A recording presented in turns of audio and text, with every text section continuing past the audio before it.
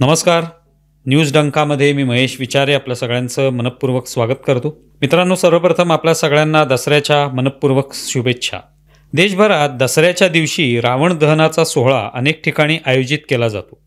शक्तीचा दुष्ट शक्तीवर विजय, सज्जन शक्तीचा दुर्जन शक्तीवर विजय असा या रावण दहनामागचा भाव आहे.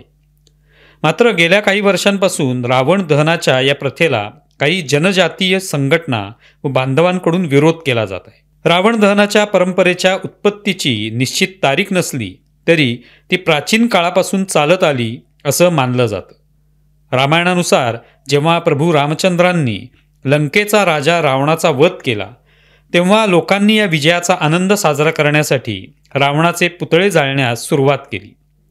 ही आख्यायिका मानवी इतिहासातील प्राचीन काळातील त्रेतायुगातली आहे. आधुनिक काळात म्हणजे 1920 साली त्यावेळच्या अखंड भारतात आणि आजच्या इस्लामिक रिपब्लिक ऑफ पाकिस्तानमध्ये असलेल्या बलुचिस्तान प्रांताची राजधानी असलेल्या क्वेट्टा येथे रावण दहनाच्या कार्यक्रमाची बातमी फोटोसकट उपलब्ध आहे. त्यानंतर रांचीमध्ये रावण दहन समारंभ 1948 मध्ये सुरू झाला. भारताच्या विभाजनानंतर पश्चिम पाकिस्तानमधील वायव्य सीमेवरील बन्नू या जनजातीय भागातून शरणार्थी म्हणून रांचीमध्ये आलेल्या 10 ते 12 हिंदू कुटुंबांनी त्यांचा सर्वात मोठा सण दसरा रावण दहन समारंभाने साजरा केला. रावण दहनाच्या दिवशी संध्याकाळी 300-400 लोकांनी पंजाबी आणि जनजातीय ढोल ताशांच्या तालावर रावणाचं दहन केलं. याचा अर्थ अखंड भारताच्या वायव्य प्रांतात रावण दहनाची प्रथा 19व्या शतकापासून अस्तित्वात असली पाहिजे. रांचीसह पंजाबमधील सर्व शहरांमध्ये रावणाचा मुखवटा गाढवाचा असायचा, परंतु 1953 नंतर रावणाच्या पुतळ्याचा मुख्य मुखवटा मानवी चेहऱ्याचा बनवला जाऊ लागला असा उल्लेख आढळतो. रांचीनंतर सबंध देशात हळूहळू रावण दहनाची प्रथा सुरू झाली असं सांगितलं जातं. दिल्लीला 17 ऑक्टोबर 1953 साली सर्वप्रथम रामलीला मैदानावर रावण दहनाचा कार्यक्रम आयोजित करण्यात आला अशी नोंद आढळते. नागपूरमध्ये मात्र 1838 सालापासून तथाकथित सवर्ण समाजाकडून रावण दहन होत असल्याचं गोंड समाजाकडून सांगितलं जातं. तर राजस्थानातील रेनवाल येथे साधारण इसवी सन 1869 पासून रावण दहनाची प्रथा सुरू असल्याचं निदर्शनास येतं. वरील सर्व तथ्य ध्यानात घेतली तर आपल्या देशामध्ये रावण दहनाची परंपरा किमान 2 शतकं तरी जुनी असल्याचं मान्य करावं लागेल. मात्र काही जनजातीय बांधवांमध्ये रावणाला आपला पूर्वज मानला जातो. रावणाला वनवासी संस्कृतीचा नायक म्हणत राजा मानलं जातं. रावण हा आदिवासी जननायक असल्याचे अनेक संदर्भ अनेक ग्रंथात सापडतात. त्यामुळे त्यांच्यासाठी रावण दहन निषिद्ध किंवा अपमानास्पद मानलं जातं. उदाहरणार्थ गोंड जनजाती रावणाला राजा रावण मानतात. मध्य प्रदेशातील मंदसौरजवळ रावणाचं मंदिर असून तेथील शिंपी समाज बांधवही रावणाची पूजा करतात. महाराष्ट्रातील अमरावती जिल्ह्यात मेळघाट भागात कोरकू जनजातीचे बांधव रावण आणि मेघनादाची पूजा करतात. त्यांच्या लोकगीतांमध्ये रावणाच्या पराक्रमाचा उल्लेख केला जातो. काही वेळा वनवासी संघटनांचा रावण दहनाला इतका तीव्र विरोध होतो की रावण दहनाचे कार्यक्रम कायमस्वरूपी बंद व्हावेत अशी मागणी केली जाते. तसेच ते कार्यक्रम आयोजित करणाऱ्यांवर ॲट्रॉसिटीचे गुन्हे दाखल करण्यात यावेत अशीही मागणी केली जाते.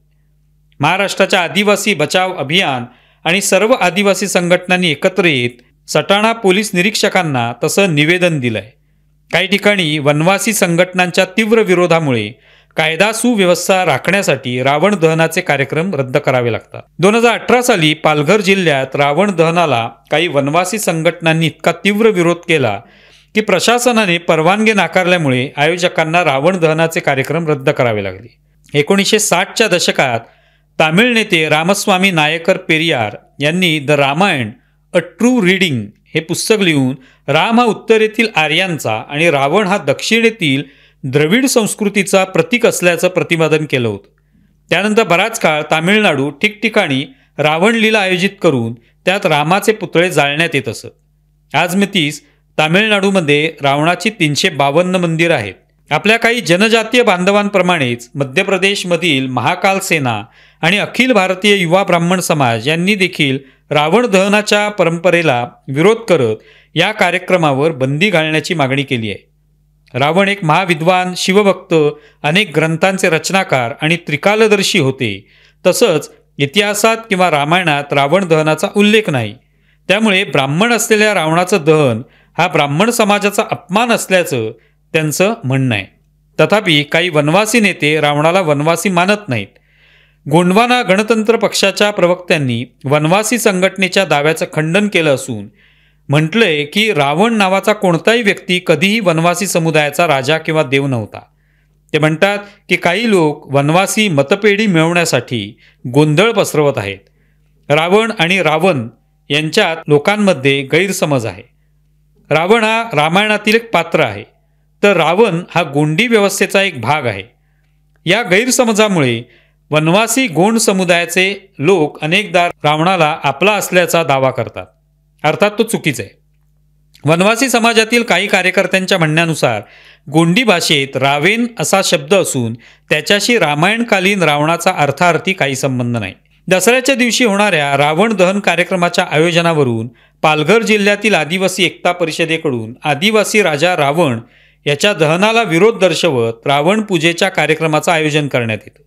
आदिवासी एकता मित्रमंडळाने पालघर जिल्ह्यातील आदिवासी समाज रामाला दैवत मानत असून काही आदिवासी संघटना आदिवासींची दिशाभूल करत असल्याचं सांगत रावण पूजेला विरोध करणार असल्याचं पत्र जिल्हाधिकाऱ्यांना दिलेलं आहे।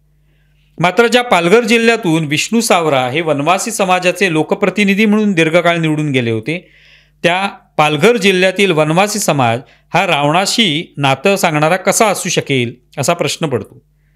अनेक जनजातीय बांधवांची गीतं व लोककथांमध्ये रामाचा गौरवच केलेला आढळतो, पण तुम्ही कदाचित रामासाठी इतका वेडेपणा पाहिला नसेल। हे आहेत मध्य प्रदेश छत्तीसगडमधील रामनामी वनवासी बांधव। संपूर्ण शरीरावर रामाचे नाव गोंदवलेले, रामनामी पोशाख घातलेले आणि डोक्यावर रामाचं नाव असलेला मुकुट असलेले हे रामनामी वनवासी बांधव 2 वर्षांपूर्वी ते रामलल्लाचा वाढदिवस साजरा करण्यासाठी अयोध्येत पोचले। ते रामनवमीपर्यंत भजन कीर्तनाचे कार्यक्रम करत अयोध्येत राहिले होते। वरील सर्व तथ्य लक्षात घेतली तर विविधतेने नटलेल्या या भारतवर्षात अनेक मतमतांतरं असू शकतात। मात्र रावण दहन हा दुष्ट प्रवृत्तीवर सुष्ट प्रवृत्तीने, असुरावर सुराने, दुर्जन शक्तीवर सज्जन शक्तीने मिळवलेल्या निर्णायक विजयाचा आनंदोत्सव आहे, अशीच बहुसंख्य जनसामान्यांची भावना आहे। रावण दहनामागचा हा भाव एकदा ध्यानात घेतला, मान्य केला की रावणाची जातपात, त्याचे ज्ञानी व त्रिकालदर्शी असणं हे सगळं दुय्यम ठरतं। तुम्हाला व्हिडिओ कसा वाटलाय जरूर कळवा। आमचा व्हिडिओ जास्तीत जास्त लाईक करा, शेअर करा आणि आमचे यूट्यूब चॅनल सबस्क्राईब करा। धन्यवाद।